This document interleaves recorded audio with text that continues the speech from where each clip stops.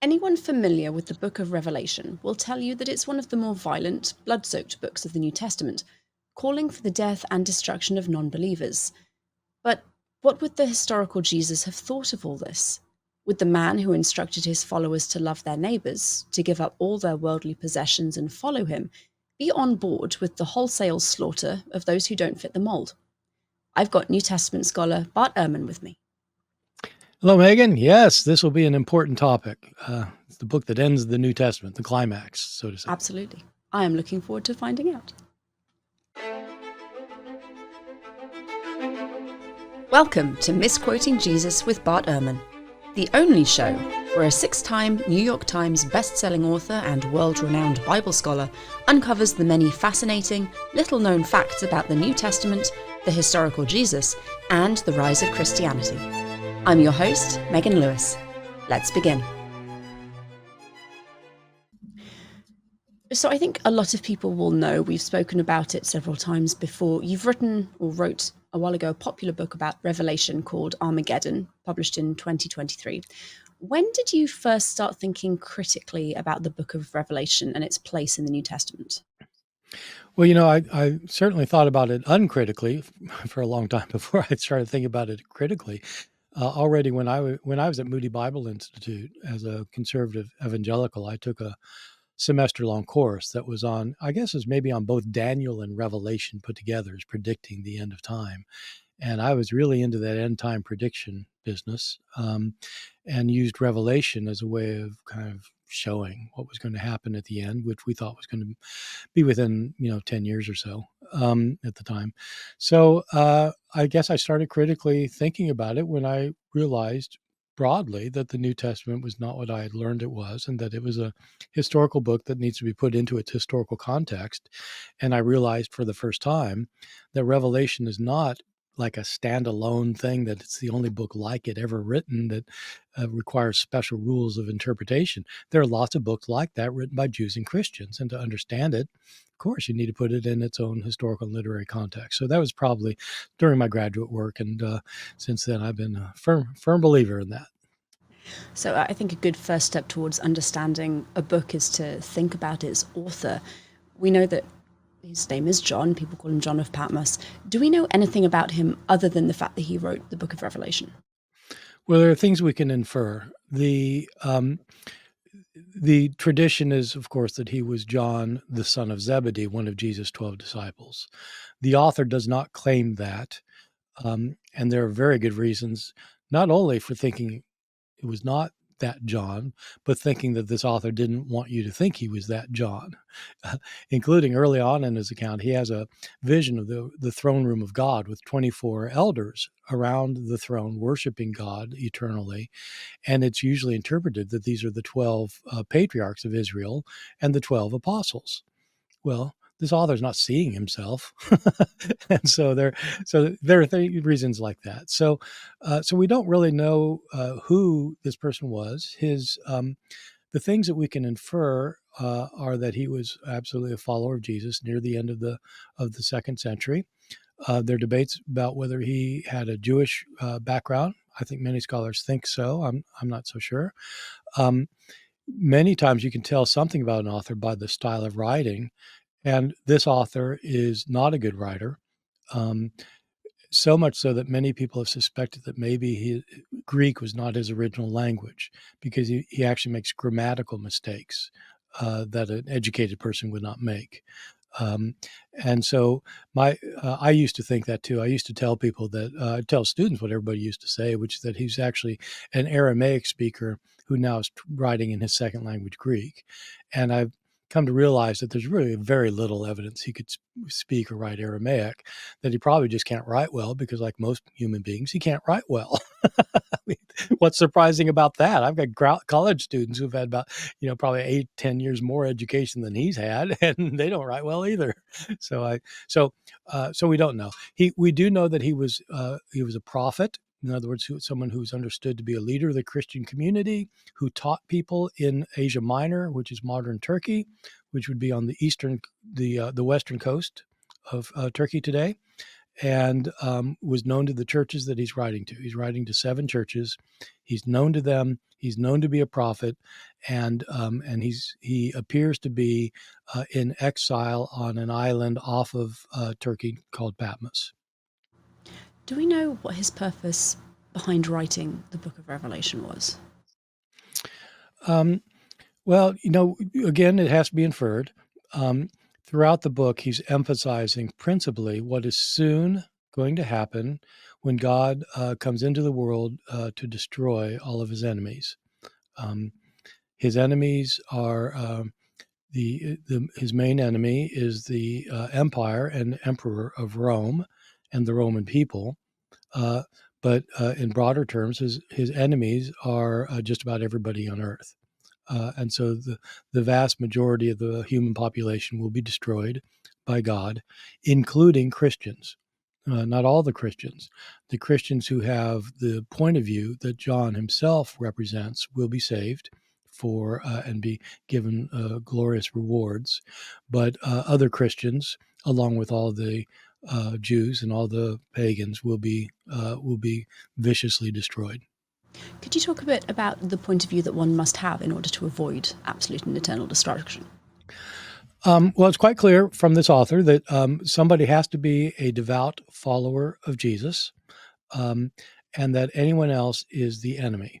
Um, Jews are the enemy, pagans are the enemies, but following Jesus requires certain approaches.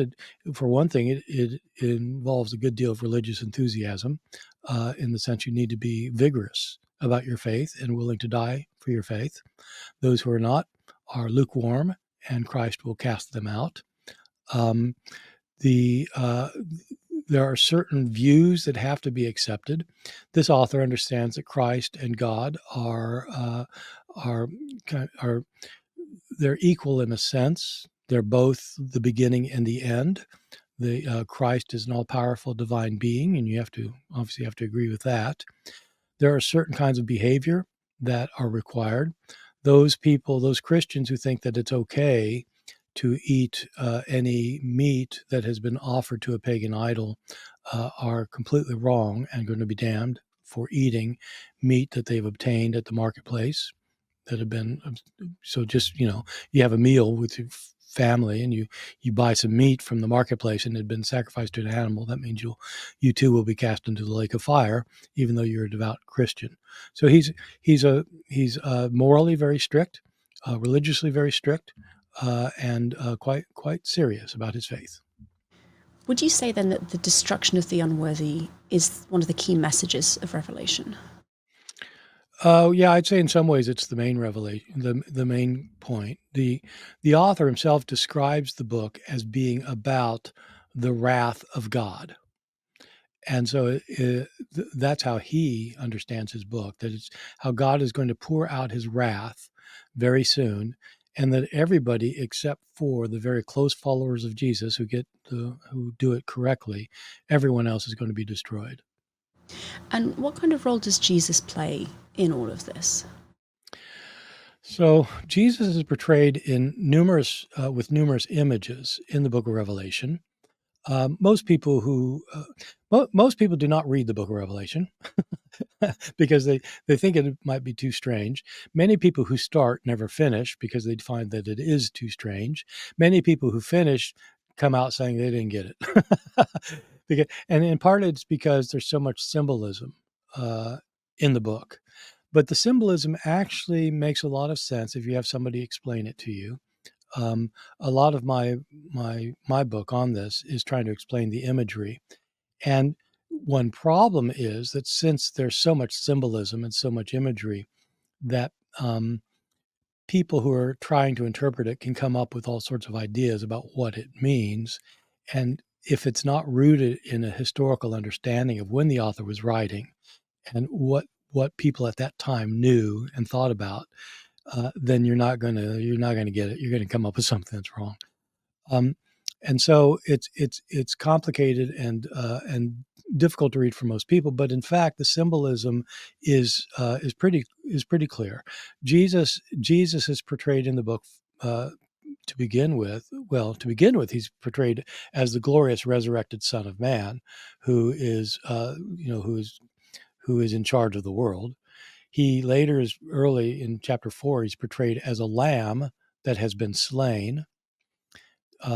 He's later portrayed as a divine warrior who comes on a horse from heaven at the Battle of Armageddon. And so there are various images in this, but the controlling image is that Christ was the one who was killed by his enemies, who is now coming back in vengeance, and he is going to make them pay for what they did.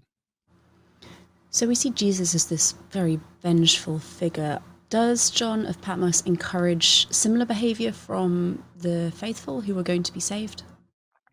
There have been debates among scholars, well-meaning scholars, who've tried to argue that Christ and God are not being portrayed in a violent way in this book. I find that rather remarkable, I've got to say, because it is about the wrath of God, and the author tells us it's also about the wrath of the Lamb. Jesus is the Lamb of God who was slain. And in this book, people want to. There are people who have more sophisticated readings that try to say, look, Christ is portrayed as the innocent victim, and so it's not valorizing wrath.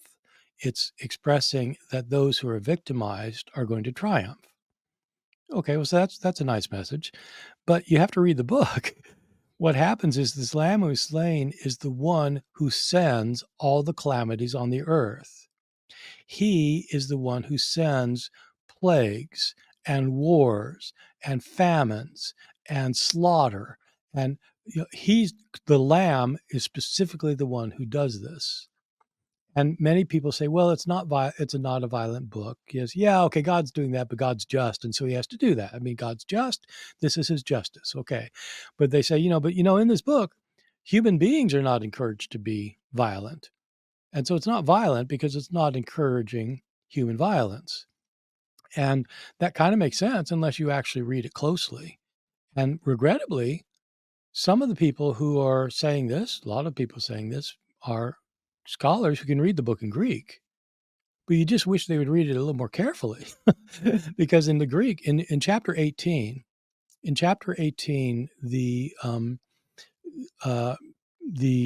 people of God are told to come out of the sinful city, and they are supposed to pay back double the persecutions that have been given to them.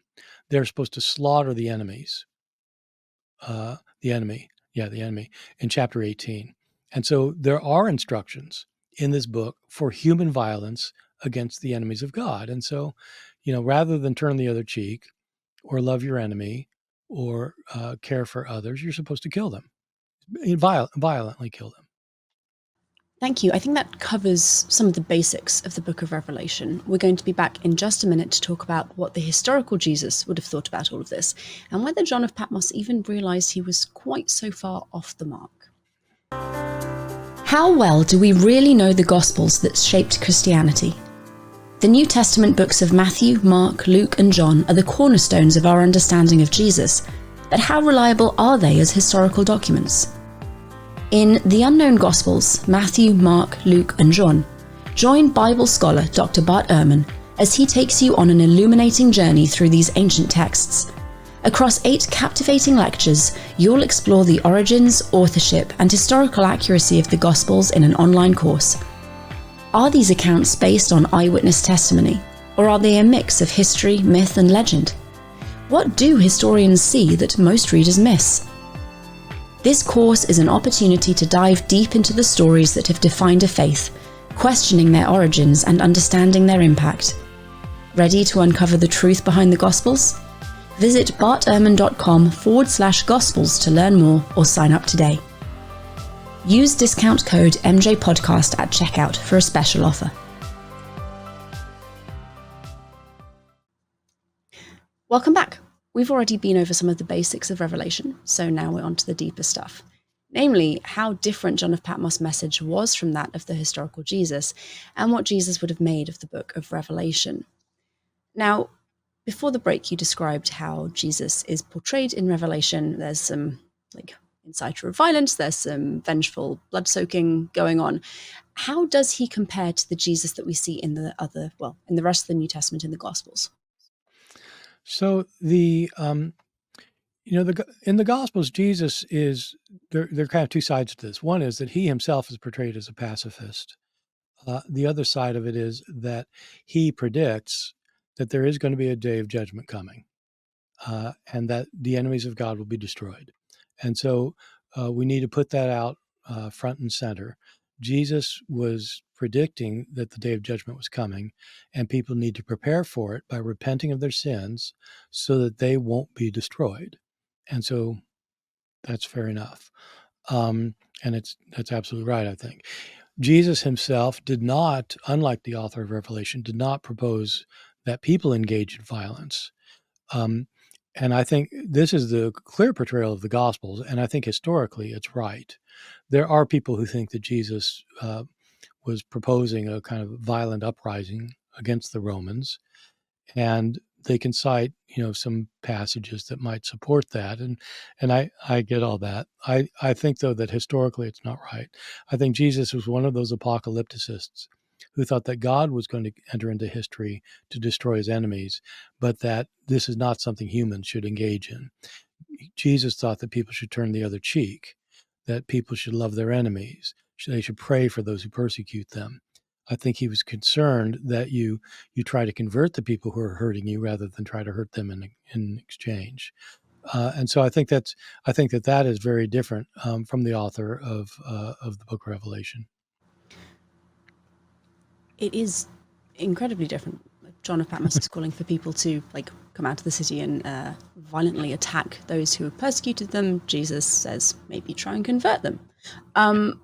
Why do you think that John of Patmos would veer so far from what we have a record of Jesus saying and advocating for? Well, so you have this violence thing, you have this wrath thing, and I think one way to look at this is that it's not just kind of in the specifics that John says to kill the enemies and Jesus says don't. You could say in relation to that, somebody could say, well, look, Jesus is saying that now, but when the end comes, when the day of judgment comes, you enter into the battle. I don't think Jesus thought that people were going to enter into the battle. I think he thought God was going to do it.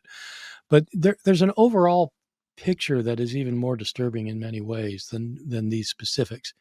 And let me say, we have barely scratched these specifics. If people want to see about this violence, just read chapter 14 of Revelation, or read chapters 18 and 19, the Battle of Armageddon, and see how this author revels in the shedding of blood. When Jesus talks about destruction coming, he never says anything about people being tormented or tortured. In the book of Revelation, there Christ sends these plagues that hit the earth. And one of them is people are tortured for 5 months solid, where they're just in excruciating pain. They can't even end their own lives to end it. That's what Christ does there. And, so we're not talking about some kind of broad, basic things. It's violent here, not there. It's like very graphic things that are so unlike anything in the Gospels. But more than that, there are a couple of big picture issues that I think stand diametrically opposed to Jesus. This violence thing I'll get to in a second, but there's another aspect of that which has to do with wealth. Um, in the Gospels, Jesus is opposed to people being rich. It's not that he says you should be generous. Give away 10%. How about give a little bit to disaster relief, or that isn't what he says. He tells people to sell everything, and he says you can't serve two masters. You've got to choose between money and God. And people say, well, yeah, but I mainly worship God, but I like money too. And so it's not that one should be superior to the other. It's not that you can serve God 80% and money just 20%. You can't serve two. And so it's all about Jesus is opposed to wealth, uh, especially in a world where there are so many people in need. And it's not when Jesus says something like, you should sell all you have and give to the poor, and then you'll have treasure in heaven. what people automatically think is that he means that you'll have nice mansions up there, and you'll be loaded with jewels, and you'll be richer than Midas, and that's what they think, and they get it completely wrong. He's not saying you're going to have material treasures in heaven. Material treasures are not the point. You're not supposed to worry about material things, and you won't worry about them in heaven either. Your treasures you're going to be given the kingdom of God, where you're going to be in the presence of God, and you're going to be realizing what true happiness is, and it's not in your possessions. You're not going to be given mansions. So that's what he says. But what about the book of Revelation? It's all about wealth. God is portrayed as incredibly wealthy, with all these jewels and things all around his throne, and people have these golden crowns with jewels in them. And the New Jerusalem that comes down to replace this current world is a city that is 1,500 miles cubed.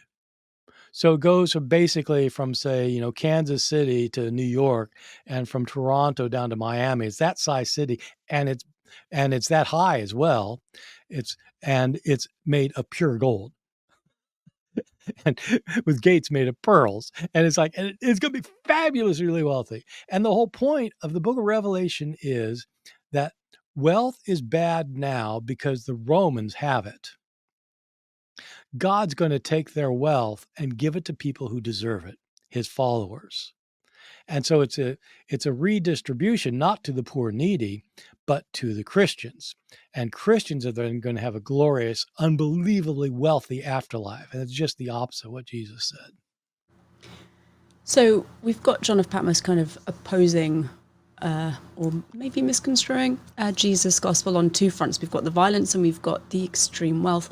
Do you think he realized that his message was so at odds with what Jesus had said? I doubt it. Every Christian thinks that whatever they happen to think is what Jesus thought. I mean, as every Christian I've ever known, because they just, of course, this is what Jesus would think, and so I doubt if John knew, but the very basic ideology he has is precisely contrary to that of Jesus. Um, when you read through what Jesus tells people about how to live, it is all about living a life of service.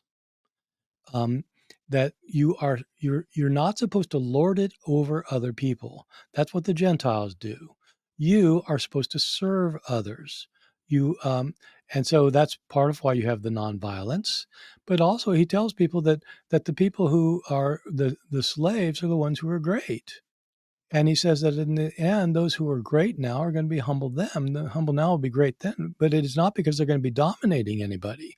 It's because they're going to be serving people. Jesus washes his disciples' feet like a slave, and they don't want him to do it. And he says, look, you got to do this if you're going to be my follower.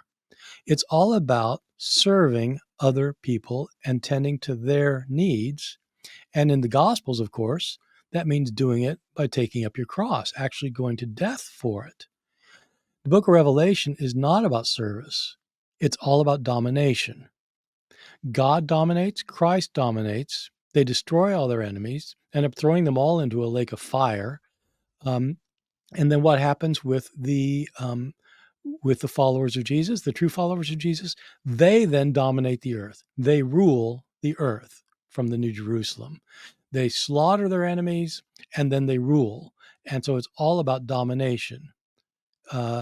And so you can see why people might like this book, because, people like to dominate, and they always have. They always did in Jesus' day. And it's precisely the view that Jesus opposed. But the author of Revelation endorses it. He endorses the broad Roman view. It's just the ancient view. It's still the modern view that domination is good. And so I think it's completely contrary to the teachings of Jesus. And like most people today who are Christians who believe that, they should exercise their power, he's got it wrong. Jesus urged service. He did not urge power, let alone exploitation. This may seem like a bit of an obvious question to people who've been paying attention, but I think it's probably a good way to wrap up the episode. What do you think the historical Jesus would have made of the book of Revelation, both how he is depicted and the kind of calls to action for his followers? Well, he wouldn't believe it, on one hand, that somebody seriously thinks this is what he thought. and he would have been horrified, absolutely horrified, that this author thinks that Jesus' view was that he was going to torture people and slaughter them. Not just like it's in the book of Revelation. It's not that Christ kills people, kills people by giving them a sudden coronary so they drop down dead. No, no, no, no. He goes after them with plagues and diseases and with war, and he brings out the sword himself. The blood runs for 200 miles up to the bridle of a horse. That's what Jesus does to people, and it's gory. And Jesus, this is, I mean, how much opposite can you be to what Jesus himself said? So I think Jesus himself would have been horrified at this book. We are unfortunately out of time for today, but thank you. Hopefully, we've managed to give a satisfying answer to why the book of Revelation reads quite so differently to other portions of the New Testament. We're going to move on to some highlights and events, but make sure you stick with us for this week's bonus segment. Welcome to our upcoming highlights and events segment, where we catch up on Bart's courses, community updates, and all the latest news from the Biblical Studies Academy and beyond.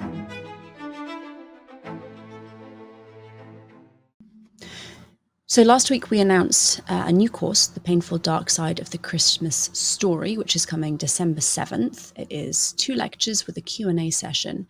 And you talked a little bit about kind of what kinds of things you're going to be covering. I was wondering if you could talk a little bit about what the inspiration for this approach was.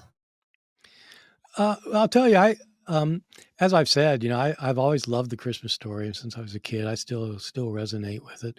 But I think maybe a few years ago, I was just reading through the story carefully and just thinking about this incident of the slaughter of the innocents in Bethlehem, which it's only found in Matthew's gospel. And apparently, and not apparently, but in Matthew says that the reason Herod killed all the babies was to fulfill a prophecy of Scripture found in the book of Jeremiah. And so it had to happen. And so this is an indication that Jesus really is the Messiah because it's a fulfillment of the Scripture. Rachel was weeping for her children because they were no more. And so, meaning, the children had been killed. So, apart from the fact that this almost certainly did not happen, like there's no historical record of this, why does Matthew narrate it? Because it shows that Jesus really is the Messiah. And so it's a way of kind of emphasizing the importance of Jesus as a fulfillment of Scripture. But if it's a fulfillment of Scripture, it means that God is the one who predicted it and then brought it to a fulfillment. But why is this a necessary thing for Jesus to come into the world, that you've got to kill innocent children and just literally destroy their lives and destroy the lives of their families so that the Son of God can come into the world? What is this trying to say? And so I want to explore what is it trying to say, and not just kind of to grovel in the dark side of it, but to try and understand, why does this have to happen for Jesus to make his appearance here in Matthew's view? Okay, I'm not asking really, but I mean, in Matthew's view, why is he doing this? Or is he even thinking about it? Is it like something's not important to him that innocent children died? Is that not important? That would be worth knowing. Or if it is important, what's it important for? Thank you. If people are interested, they can learn more and sign up at bartehrman.com/darkside. The regular price is $24.95. Early bird pricing is good through November 23rd, and that is $19.95. As always, you can get your special discount using the code MJPodcast. Now, we're going to go to Bart's Scholar Spotlight. Interested in the most influential scholars of the New Testament and early Christianity? In this segment, Bart shines a light on a scholar making waves in the world of biblical studies. It's time for Scholar Spotlight. Bart, who are you going to be spotlighting today? Well, there are a lot of really good scholars of New Testament and early Christianity, so we'll be able to do this series for a long time. I thought this time I would mention my friend, professor at Duke University, Mark Goodacre, and in part I want to mention him because we've started this thing for the BSA, the Biblical Studies Academy, where we're doing these lengthy courses, like a semester-long university course. And Mark, as many people know, Mark is doing the first one of these, which is on the Synoptic Gospels, and it's the first one, and he's getting rave reviews for it. I called him up and said, Mark, you're making the rest of us look bad here. Can't you just just tone mess it up down a a little little bit? bit? Yeah, and so apparently it's a really good course on Matthew, Mark, and Luke. And the reason I chose Mark for the first one is because I knew it'd be really good. Mark is a very fine scholar, and his interests are, we overlap a lot in our interests, but he has a really interesting focus of his interest. He's interested in what were the sources for this, that, or the other thing among the Gospels, especially. When Matthew, Mark, and Luke all have similarities, how do you explain that? Was there a Q source? He doesn't think so. I do think so. He thinks the Gospel of John has similarities to Matthew, Mark. Did John use Matthew, Mark, and Luke? He thinks so. I don't think so. Did the Gospel of Thomas use Matthew, Mark, Luke, and John? I don't think so. He thinks so. But he's written books on all of these things. I mean, he's written, so he's an expert on all this, who used whom, and why do you think so? And so, but he's also because he's a fine scholar, he makes good arguments. And a lot of scholars don't make good arguments. I frequently have people write me and say, well, you said this, but so-and-so says that. And this just happened yesterday, and I won't name names, but I'll say, yeah, okay, why don't you read so-and-so's book and see what evidence is adduced? Because there's no evidence. This person's just saying it, and so Mark makes arguments. And so he has a very kind of refined taxonomic mind where he can kind of do all these things, make all these charts and things. And it's very interesting for people who are interested in knowing where these traditions came from, especially about Jesus. He's also a very engaging speaker, and I think he's an excellent choice for people who are maybe just getting into biblical studies, because he explains things very, very clearly and very, very well. Yeah. Now, Bart, before we finish for the week, would you mind summarizing what we spoke about? Yeah, this has been about the book of Revelation and the author's portrayal of God and Christ as being violent and wrathful and supporting ideologies of wealth and dominance in relationship to what Jesus himself said. That I think that, in fact, this message is not different from Jesus or just a different aspect of the story. I think it's actually completely contrary to the understanding of Jesus. And so it's worth knowing that the New Testament ends in a very different way from the way it begins, that it ends in kind of celebration of aspects of the Roman world that Jesus flat out rejected, especially the idea that you should dominate others rather than serve them. Bart, thank you so much. Audience, thank you for listening. I hope you enjoyed the show.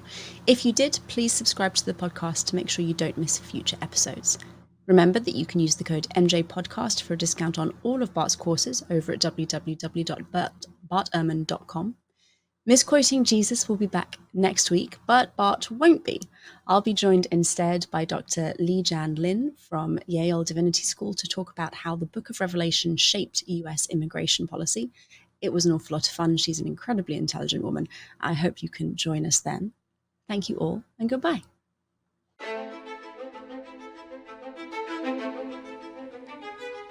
This has been an episode of Misquoting Jesus with Bart Ehrman.